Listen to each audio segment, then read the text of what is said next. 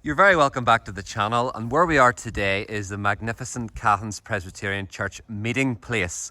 We're between the town of Monaghan and Ballybay, but we're not here to see the church. There'll be a separate video on my channel.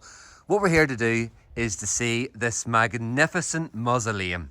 So we're here in early January 2022. That's what the mausoleum looks like now, but actually I've got a photo here from a book by the Reverend David Nesbitt, and that's what it looks like in 1920. Okay, so come on with me on this journey as we adventure on a Scots-Irish Exodus to America. So this is one of the great adventures of the Christian faith, which is now today known as the Cahans Exodus, where one minister led almost an entire congregation of 300 people from that church I just showed you from rural Ireland to the New World of America.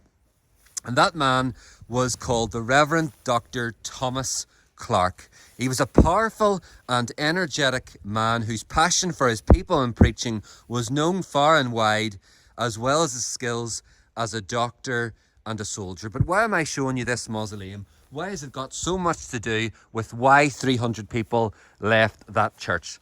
Well, this mausoleum, this memorial, is where his late wife and child are buried.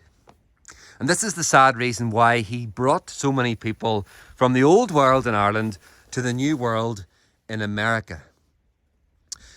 Thomas Clark was ordained in a nearby field just round the corner here in 1751. This was his very first church, where he ministered until 1764.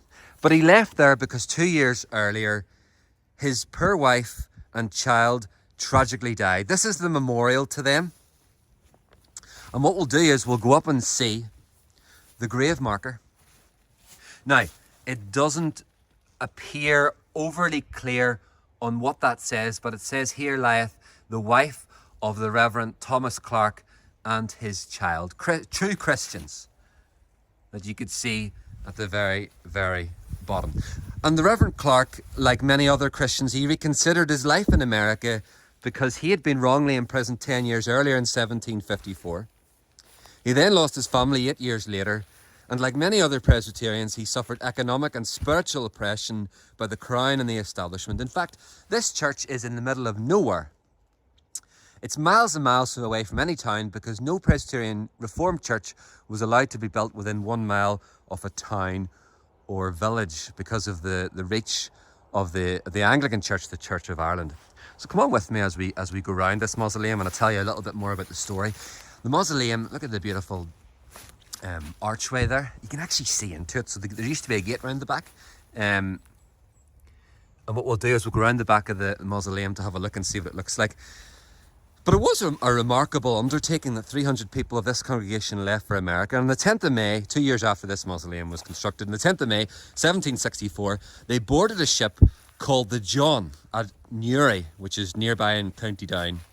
And they arrived on the 20th of July, 1764 in New York Harbour. And like many other Scots-Irish, they weren't welcome with the original colonists, and they pushed out to the Appalachian region and the Carolinas. Okay? Look at this. Look at the wonderful craftsmanship. Obviously, it's very, very old. I'm not going to go in there, but they've done a lot of good work.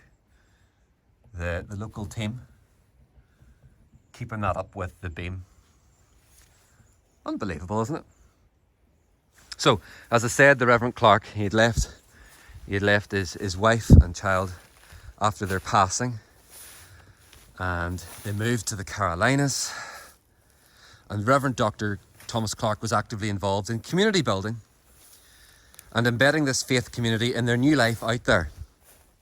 And it's worked out from the descendants that he was involved in the direct planting of 10 new churches, including Cedar Springs and Long Cane Presbyterian churches. And you know, Dr. Clark died on the 26th of December, 1792 in Abbeville, South Carolina. And to round the story off, on his desk was a drafted letter to his old congregation to express his heartfelt burden for their continued witness here in Cahans. So he was installed here in 1751 the first minister of Cahans Presbyterian Church. This is where his wife and child were buried, tragically, just 8 years later. And then 2 years after that, he ended up taking many people with him, 300 people, to the New World in America. There's actually some fantastic stories of that same move.